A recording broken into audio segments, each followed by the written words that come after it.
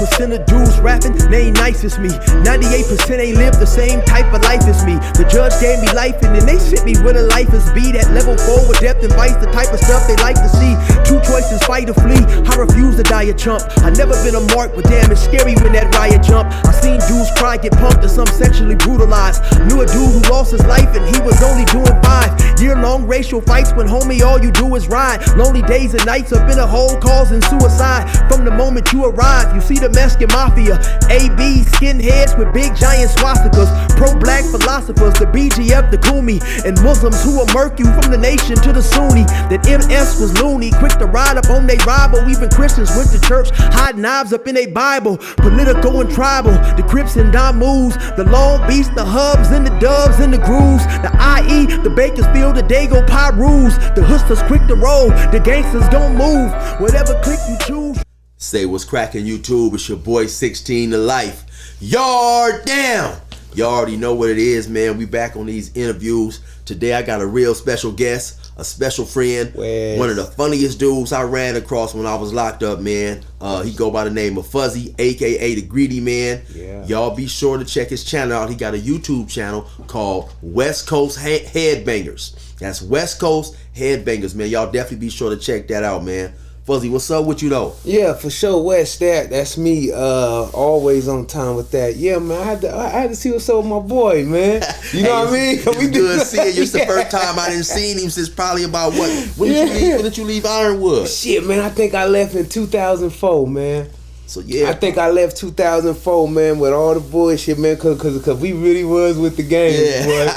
You know what I mean? And then a lot of times people, they ask me, you know, Chill, was there ever any fun times in prison? And for me personally, yeah, I had a whole bunch of them. And I think it all depends though on the personality of a dude. You know, some dudes walk around moping, mad at the world and shit. Yeah. But this dude right here, it was always a good day if he was fucking with this dude, man. We was always gonna have some good times. Yeah, and that was crazy because that's what I don't want to tell nobody, but I have to, that man, when you young like that, jail is fun. Yeah. And that's scary, man. That's scary that we had a good time. And that and I guess when your loved ones think about you in jail, they think they put you in a little hole and they think they throw the hot soup on you and you you know what I mean? Yeah. Man, if they seen the shit we be doing in there, they wouldn't send us $1 no more. Like them scandalous motherfuckers, boy.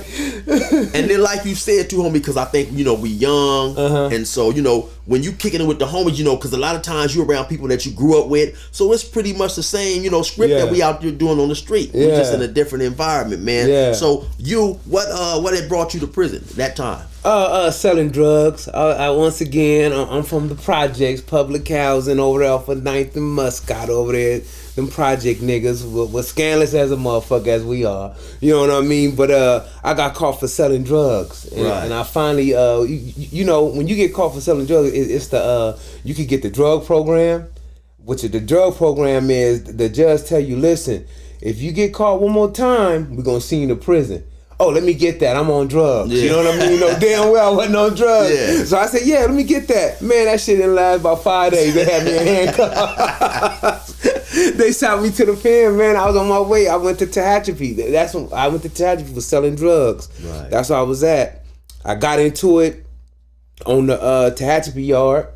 You know what I mean? They tried to do something to my homeboy. I got into it with him, and they went ahead and laid me down, sent me to the Tehachapi 4. That's when I ended up going to Blythe. Ironwood, that's when I ended up meeting you up in Blythe. Right. So give us a story about the incident in Tehachapi.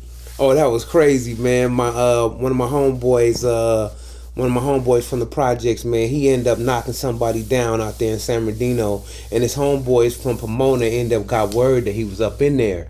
So when he get up in there, they shoot him a kite saying that he was the IE homies and, you know, meet him at the chapel. So he went in there, you know, useless. He went in there, you know, ready to hug. Run across some yeah, friends. yeah. Okay. And plus, you know, he was meat and grease, so he, you know, want a care package. So when he went up in there, the Pomona dudes was in there, and they was they got on him. They shanked him. They was trying to shank him and beat him up and all that. He sent the kite back to me. He was like, hey, homie, they got me. Who got you? The kite y'all sent me. What?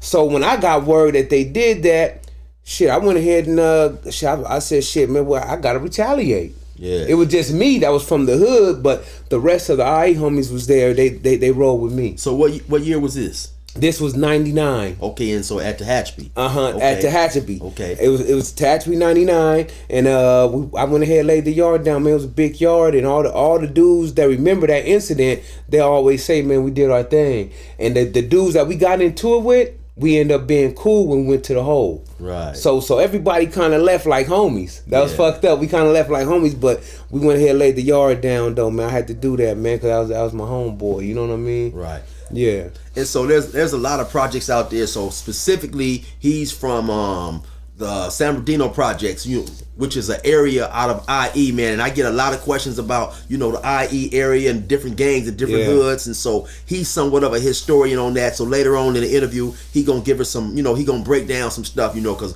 people always have a whole lot of questions, man. But so what was it like? That was your first time in the pen. What was that like? Yeah, man? that my first time in the pen. But see, it's funny because like you said, man, I'm from the projects, so you got to remember, man, the projects is government. So it wasn't much of a difference from my hood. It's just that we was locked up. Yeah. You know what I mean? Like when a project dude go to jail, I mean, I'm just speaking from the original one. We go to jail, we not trying to get on the telephone and call mom and them. We trying to find out who gonna use that toilet paper roll, cause that's a pillow. Ain't nobody coming to get us, man. Ain't nobody gonna come get us. And plus, I'm really listening on the phone to find out who's scared in there. Cause when they scared in there, the only thing I'm thinking is I can get his sandwich. Cause when you go in there, cause when you go in there, you say, "Well, hey man, you want to get this apple for your sandwich?" Cause they don't want to eat. They scared. Yeah. Oh no, yeah, let me get that. Okay, well man, you going with that shit. But the bottom line, man, you probably ain't nobody coming to get me, man. So this is where I'm at. I ain't getting no bail. So once I came in there, homie, it was nothing to me. You know what I mean? The fighting, the scandalous, all that's all part of the system. Yeah. So I really wasn't never scared. I never was even fidgety. You know what I mean? So we haven't had people speak much about when you get locked up in San Bernardino, when you go to the county jail and stuff like. So what's the county jail name and what's it like in there a little bit? Well, the county jail, we call it the Old County. It's over off of 2nd Street. You got West Valley, but I was in the Old County at the time, and really, homie, it's like when you from San Bernardino, it's all family, and because everybody know you, from the crackheads to the police to the homies, everybody, and that's why it's kind of funny because it's really like everybody, it's home. Yeah, that's fucked up. It's home, but everybody know everybody. Even the cop. Yeah, you a cop in here, but you know your daughter out there with that bullshit. She out there hoeing. Yeah, you know what I mean. So be right, play right. Yeah. So that's what it is. So it really was home, man. It wasn't a problem with that. But it was rowdy for sure. Yeah. And that's when San Bernardino was up and coming. Like I.E. was like, man, it was wild. And a lot of people, and that's what I try to tell people and explain, a lot of people don't know that for years and years and years, San Bernardino has led California as the most violent, dangerous city for murders per capita. And if not, if it hasn't led it, it's been in the top 3, top 3, top 4, or whatever like that. Yeah. So, in the county jail, in San Bernardino County Jail, is there racial tension with the Hispanics and the essays, or? Oh yeah, all the time. That's mandatory. That has never changed. But the thing about the tension and the politics, even from that jail, is their politics is respected because they hold so much. They keep their foot on their people's necks. A lot of people say they prejudice, but they keep their foot on their necks for they won't jump out of line and cause no riot and cause their people getting hurt. And that's the difference between blacks, because the blacks, we do it, but we don't keep our foot on our necks. So like, you might come in there and we from the same hood. I'm like, hey, chill, kick it, my nigga. But you like, nah, fuck that. He's sitting over there, and you gonna cause a lot of shit that's unnecessary.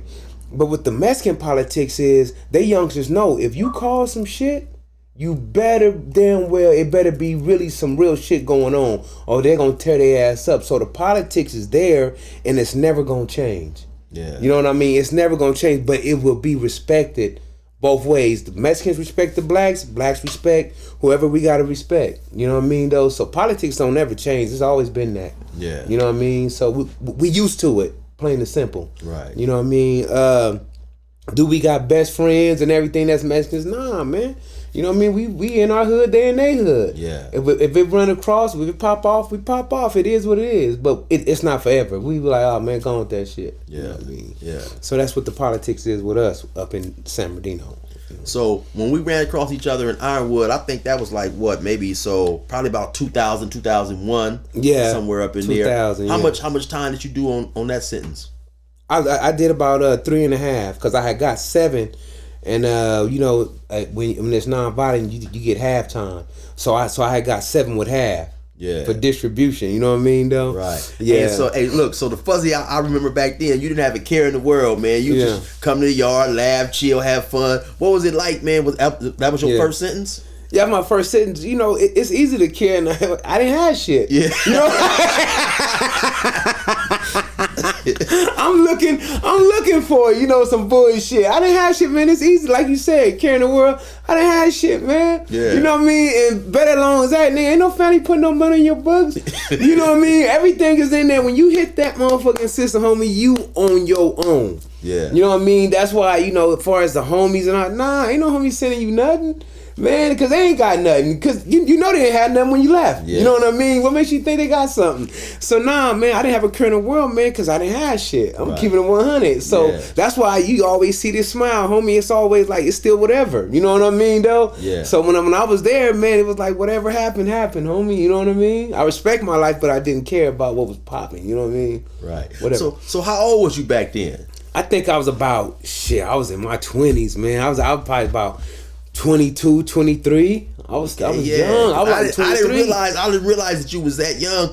You was a big old motherfucker. For people who don't know what's you about. How tall are you about? I'm about 6'4". Okay, yeah. 6'4", but see the thing is, the reason why you probably thought I was older because I was raised as I was raised in the project area since I was about 9 years old, 10 years old. You know what I mean? Without my mom, just me out there. So I kind of raised myself, and crackheads kind of raised me too. So when I was out there, so I always had a grown man mentality. Yeah. You know what I mean? So that's why a lot of people in there, they knew me because they knew me from being a baby. Yeah. You know what I mean, though? So that's what it was. So that's why it was like, whatever, you know what I mean, though? I knew a lot of people. So you jumped off the porch extremely early. I mean, how old was you, man, before, you was out there just in the mix doing whatever you was doing? If I say 9, I was lying. I'm at least say about 10 or 11. Yeah. Full blown in the mix. And so what did that consist of? You was out there hustling, selling weed, selling dope? No. Weed ain't enough money. Fuck that. You know what I mean, though? I had to go straight to it. You know what I mean? So I got straight to the rocks. Yeah. I got popping.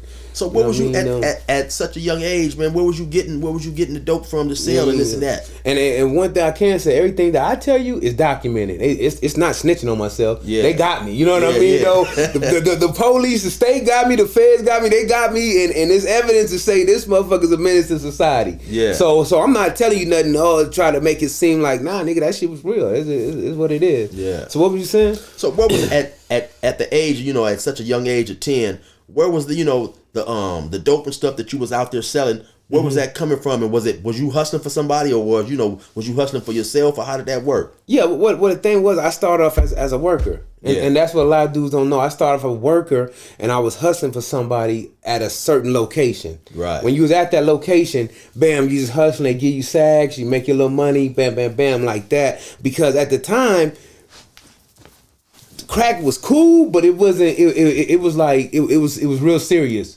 Cause at first it was but now it was real serious. Boy, you get showed on that money, they gonna get on you. Yeah. But I started from the bottom. Right. I started from the bottom all the way up. You know what I mean? Cause I'm sure I got some people out there thinking like, damn man, who's putting crack in the hands of a 10-year-old? So you just older homies who had you in the spot? Now once again, like I tell you, homie, and this is. If anybody is from the project area, they understand me. We live a completely different life from everybody.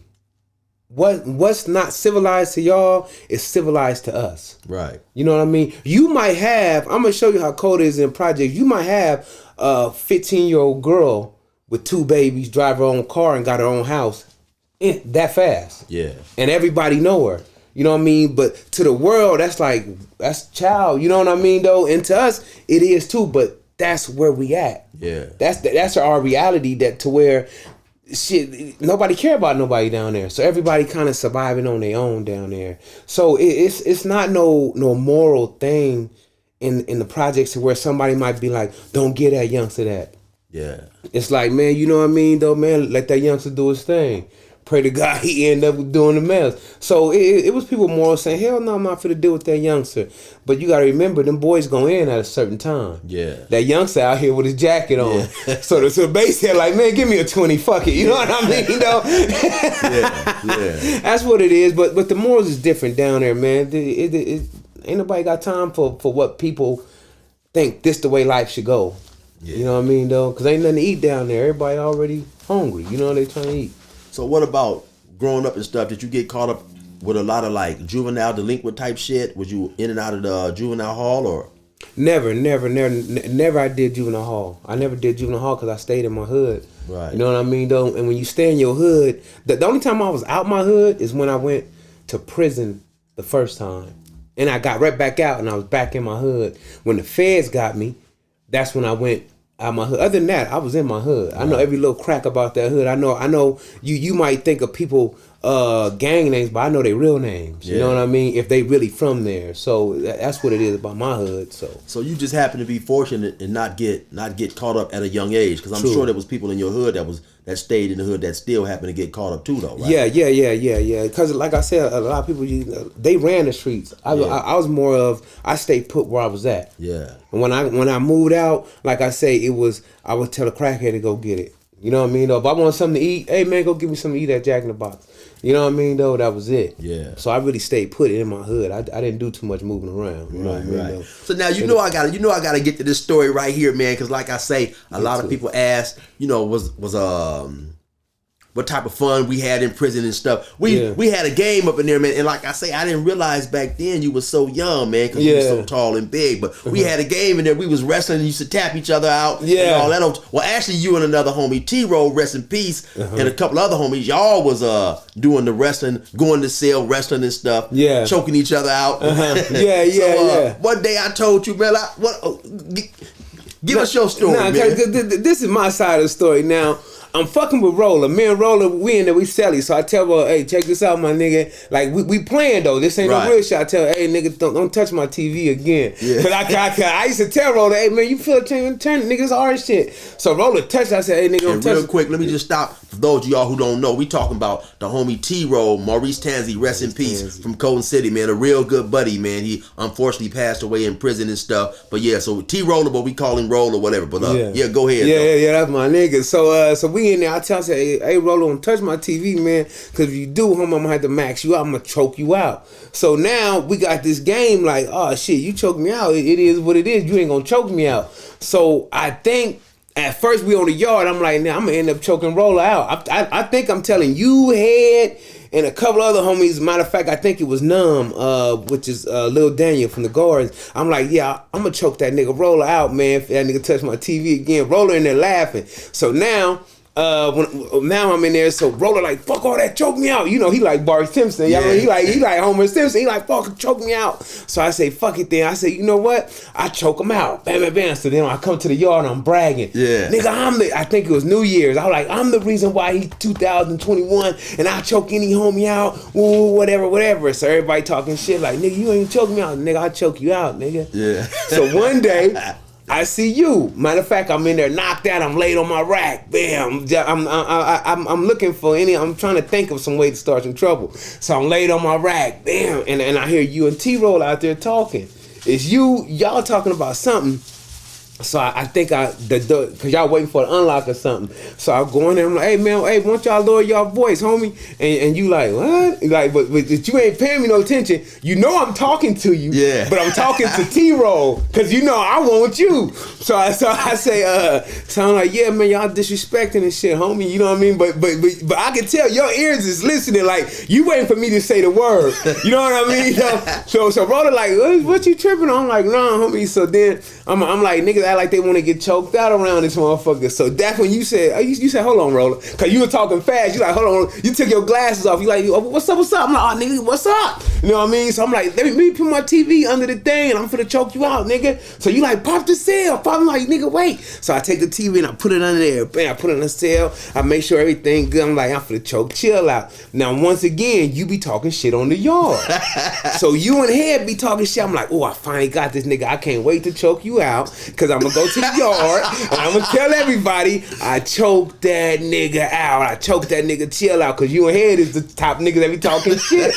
So I knew you wanted to get it popping because you took your glasses off like this. So I'm like, okay, as soon as this nigga come off and choke this little nigga out. So the doors pop, bam, T-Roll step back.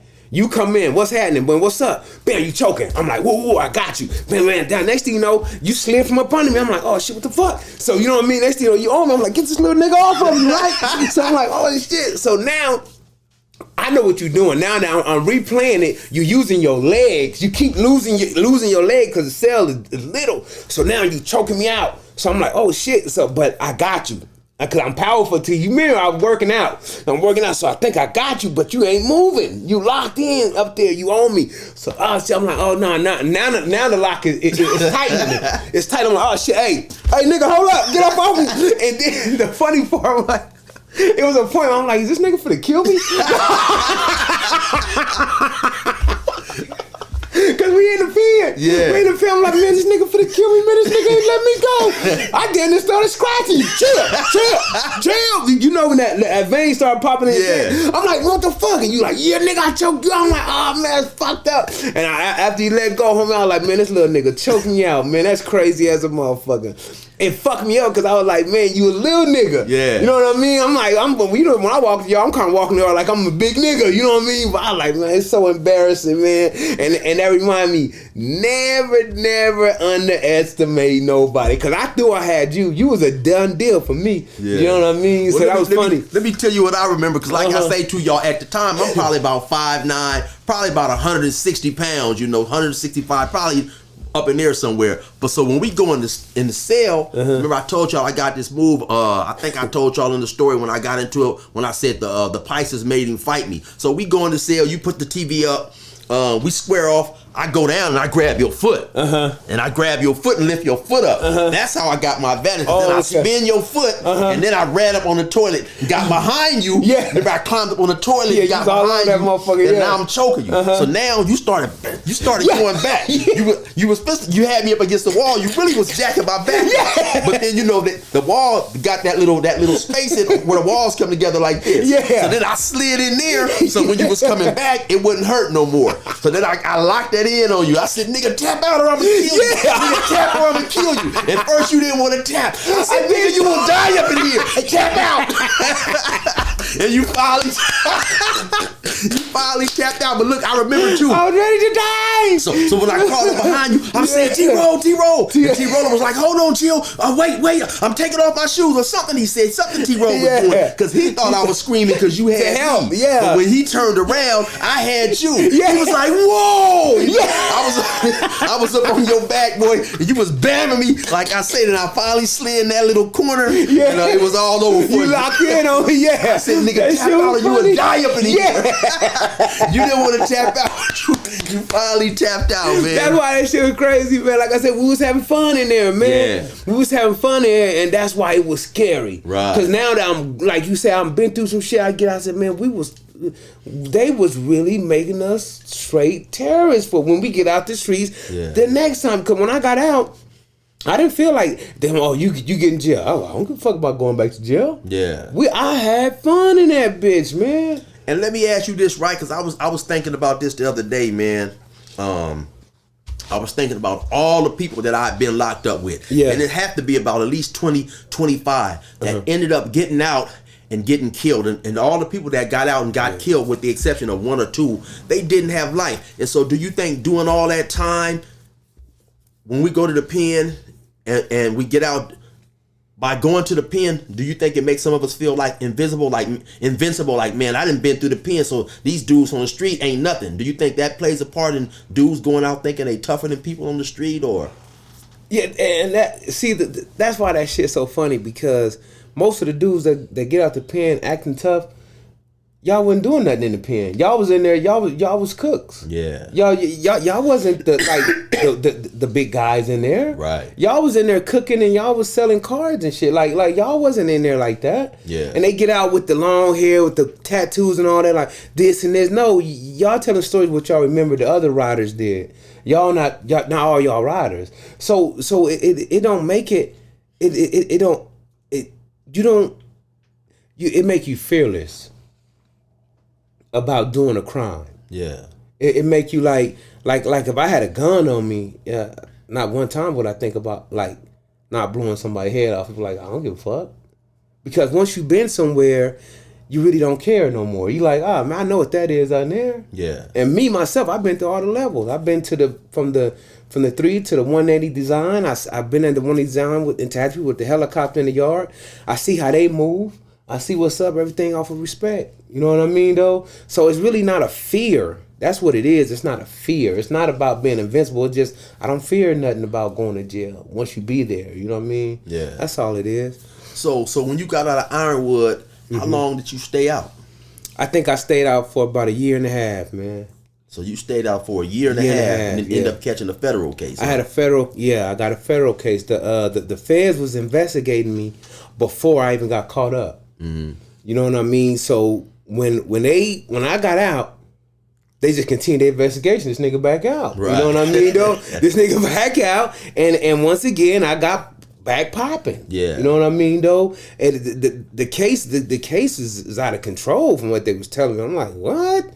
You know what I mean? From what they tell me, like, you know, you don't know who you are until the feds tell you who you are. You know what I mean? Like, oh yeah, we got you on this, we got you on this, and shit. You know, if they show you, if you know the information that the state handed over like they told me, the police called the police on me. Right. So the San Bernardino. So say it again. So what happened? The police, the Fed said the police called the police on me. So the police told on you. The police told on me. The police said, "Man, this motherfucker keep getting out. He keep on getting bigger and bigger and bigger. They've been knowing me ever since I was little. Yeah, my name been ringing. So they they got to do something with me. So what they did is they called the feds on me. You know what I mean? The feds started investigating me and find out that I was linked and connected to just big people. They was just like, what the fuck? You know what I mean? So the feds said they been had me, but they wanted to find out how I was getting so much drugs and selling them like they was nickel rocks. You know what I mean, though? Like I can like you say, a motherfucker come there and get a kilo at 3 o'clock in the morning. Like, you know, whatever, fuck it, get it. You know what I mean? Most of the time it's security around, it's niggas around, nigga come buy that shit like a nickel rock. You know what I mean? No shit. Get on, fuck it, I don't give a fuck. You know? So when the feds scooped you up, how much time was you facing? Shit, life. Life, man. That's exactly what the feds told me. That's exactly what my homeboy told me. That's exactly what the lawyer told me. Yeah. They want me off the streets.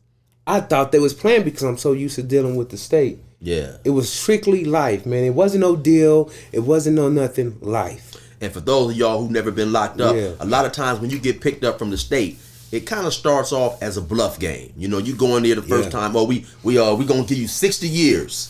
Then they may keep that on the table for about 5 or 6 months. Then you go back in there, okay, we'll drop it down to 17 years if you take a deal right now. Oh, no, I don't want that. You come back maybe, and then by the time you looked up, you done sat in the county jail for about a year and a half. They end up giving you a deal for 7, 8 years. So you kind of thought it was something like that? Yeah, I thought it was something like that because I ain't never deal with the feds. You know, it's different. You know what I mean? And shit, nigga, when the feds got me, they was like, shit, nigga, they wasn't playing. They was like, well, first of all, let's get this right. You only deal with the feds once. Don't let nobody tell you nothing. You only deal with the feds when they get you. Everything else is strictly lawyers. And you need a federal lawyer. You can't have a state lawyer. You got to have a federal lawyer. And you cannot get out of federal court. You cannot get out of federal jail with money. You got to have signature bonds and like people got to come, but you cannot get out. So basically they want to see where that money came from. You can't be no drug dealer on the state level and bond out, maybe have a bond worth $80,000. You can pay that. The feds want to know where the bread is coming from. Yeah, no. It's no bread involved at all. This is the federal government we talking about. This is not no bail at all. So if you go to jail in the feds, The only people that can get you out is your mom. You could call me, and you can call your other friend and see where they sign, and then the feds will look to see if they can bond you out. Or you can call your mom, and your mom say, well, I put up my house. The feds won't let you get a regular person to appraise it. They'll go to their federal appraiser. So a federal guy will come and tell you how much your house worth. Yeah. No. It ain't no cash. It's all signature. That's why when you see a lot of these rappers go to jail, they just don't get out like if they was in the state. Yeah. No. It's a process. Right. You know what I mean? So it's deeper than that. So what did you end up with? So with the feds, what actually ended up happening? Did you went to trial? You ended up taking a deal, or? No, I didn't go to trial. What happened was, what happened was, my lawyer was like, the feds want you to cooperate because they think, you're the key to this big puzzle. Because I got pictures with different cartel members, but I didn't know who they were at the time. So they had these crazy names about like La Barbie and certain cartel members that I really I didn't know, but I knew some of them because what happened was I ended up going to a party out there in San Diego. From San Diego, I went over there to Mexico, and I went to a big party. You know what I mean? And come to find out, this was a cartel party. Come to find out, I'm the only nigga in this cartel party. Yeah. The feds and the real cartel is there. The feds taking pictures, and they like, why is this only nigga there? Which is why I got hot. Once the San, because they never knew who I was or nothing. The feds never knew who I was until San Bernardino said, "Hey, hold on, man. This dude right here's getting too big. Whatever. We investigate him and see what's up and turn his ass in." The feds investigated and said, "Hold on, that's that little black dude that was on the picture we were trying to find out." You know what I mean? Yeah. So that's what happened. So they found out what was up, and so the thing was, I was guilty. Yeah. You know what I mean? The drugs and everything. So the feds like, nah, let's just get him out of there. You know what I mean? Since he don't want to cooperate, let's just get him out of there, period. So they put a lot of shit on me that I never knew because of what they said. I came from a SEAL case, so a SEAL. So they found out everything about me, and people that was telling me is everything. I don't know nothing about it. I just know I'm considered a menace to society, a big drug dealer, whatever. So my whole thing was not get life. Yeah. So I waited for a minute. And then I was like, well, because if you get life in the feds, it ain't like life in the state in California. You get life in the feds, life is life. You're not coming home. Yeah, and then they talk Fed talk, but you don't know Fed talk because you've been in the state. Yeah. So I'm like, fuck it, I don't know, whatever, man, whatever. So I was just waiting it out, and then they was like, well, you know what? Let's just go ahead and do the trial process. Before you go to trial, they give you one little thing, whatever you want to do. So they were like, fuck it, we'll give you 30 years. I said, 30 years? I said, shit, I'll sign for that. You know what I mean, though? Because shit, cooperation ain't gonna happen. You know what I mean, though? So how old were you at the time? I think I was about 27. And so with the feds, because I'm not exactly sure, but I know with the feds, what is it, 80%, 85%? 85%. So yeah. if you take a deal for 30 years with the feds, that's pretty much 27 years.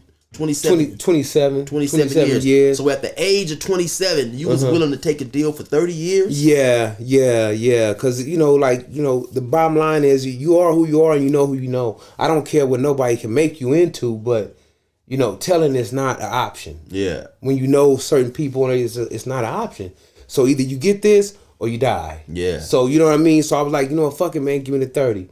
I signed for the 30, but my lawyer got the 30 knocked down to 10 probation, 20 years inside the system. That's the best he could do. You know what I mean? I had a lawyer. They said he was linked to some cartel, whatever, but they fired him. The DA said they had to get rid of him, so I ended up with a public federal lawyer. I didn't have, they said he was connected to something. I don't know. Whatever the case is, I ended up with really 30. Yeah. And when you sign a deal, I come to find out it's called a mandatory minimum, which is called a statute. And once you sign a statute, that's it. They know if another law come out, you cannot. It's not retroactive. Yeah, you can't get it. So once you sign that deal, whatever laws were in place at that time is what you basically you stuck. So later on, the deal come back saying, a law come back saying, okay, now the dudes that get caught with this amount of drugs, they only get this amount of time. Yeah. You're not eligible for that. Yeah, I'm not. No, you ain't eligible for that. Or unless you cooperate. Yeah. Because don't let nobody fake you. Because a dude to sit there and get sentenced to 30 years, and he already untold on you. You know what I mean, though? So then, and that's why a lot of people, it's paperwork different. Paperwork is different from the state. It really, they ask you for your paperwork. But really, when I was there, I was asking for the docket. Go get your new docket sheet. Because your docket, which is your judgment of, to show your movement, everything they got to show your movement is on that docket sheet. Right. All the way up to the day. Like, so if we was doing time and you say, oh man, I'm going on a medical leave. When you come back, I'm going to say, hey man, let me get your docket sheet. Now your docket sheet going to say, oh, he went on a medical leave, or he went as a witness for, right. So they're like, whoa, okay, now we need to get that. You know what I mean? Or it basically say what you are, you know what I mean? Or he went for a downward departure for a K, whatever they call them, how you get downward departure. So that's why we have for the docket.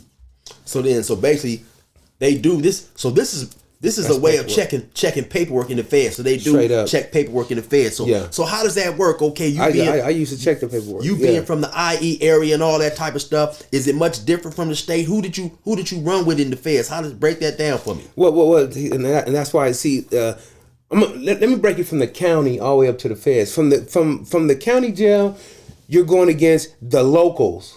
So I'm a local. I'm from projects. We go against the locals, which is the guards. They are enemies. We go against them. That's local. Right. Once you get to state, we in the state. So it's IE, which is you, me, Moreno Valley. They all IE versus LA versus whoever else want to go against. You know what we are. So it goes from local to counties. From counties, it goes to the Feds, to where we do states. Right. So basically, when you IE shit, you no matter what, you still California, and the other states really they act like it, but they don't like us. Yeah. Straight up, man, because they say we arrogant. They say we are who we are. So Mississippi, all that, they might fuck with us, but really they don't like us. So in the Feds, do all the Crips and Bloods from Cali run together, or is it separate cars? And they come together in the event it's a California issue. How does that work? No. We all run together, but we all together. So don't forget, in Cali we got the Bay too. So you might have the Bay car, the LA car. I mean, you might have the Crip cars and Blood cars. It's not like individually like he from this blood hood and that. No, they just the Bloods over there, Crips over there, the Bay car over there. Yeah. But Crip Blood is considered Southern Cali. Right. So the Bay Area is we Southern Cal and it's the Bay Area. Them just two cars, period. So let me ask you this then. Say somebody from the Bay Area, they get into it with, let's say, people from Washington. So then does it stay a Bay Area thing, or everybody from Cali get involved if it gets physical? Oh, first of all, because every time I got some boys from the Bay, I want to give a shout out to that, my boy Big Boob from Big Block, and my boy AF and Flowers. And dudes solid as a motherfucker, man. It ain't no other faking about that. But no, it's California, period. Right. Okay. It's Cali first. So if you come from Washington, it's Cali. Right. If you get into anybody, it's Cali car. That's us. We California. So it's just that's the way it goes. The crackers let me out the gate, now the pressure's on. We about to get this shit straight like a pressing cone. The wrong cat to get aggressive on. I bring the bitch up out of niggas while you think they got them dresses on. My reach long and that's the best type. To have some dirty white boys come and smoke you like a meth pipe. And leave your chest bright red like a fire truck. Kicking your mom's door at night, nigga, and tie her up. I'm wild as fuck and I'm respected by the new youth. I put this pistol in their ear like a Bluetooth. I blow their brains on their new coupe. And have red everywhere just like a function full of soup whoops. Tell your troops I deal with beef like a butcher. My 4-5 pump more guys than Ashton Kutcher. Line pusher, quick to bury your clown. Nigga, I stayed in the park like the merry-go-round. Get it? That game greasy, bitch, that game need me. Oh, you niggas don't know my name. That game greasy, bitch, that game need me. I'm out here doing my thing. That game greasy, bitch, that game need me. I swerve in my own lane. That game greasy, bitch, that game need me.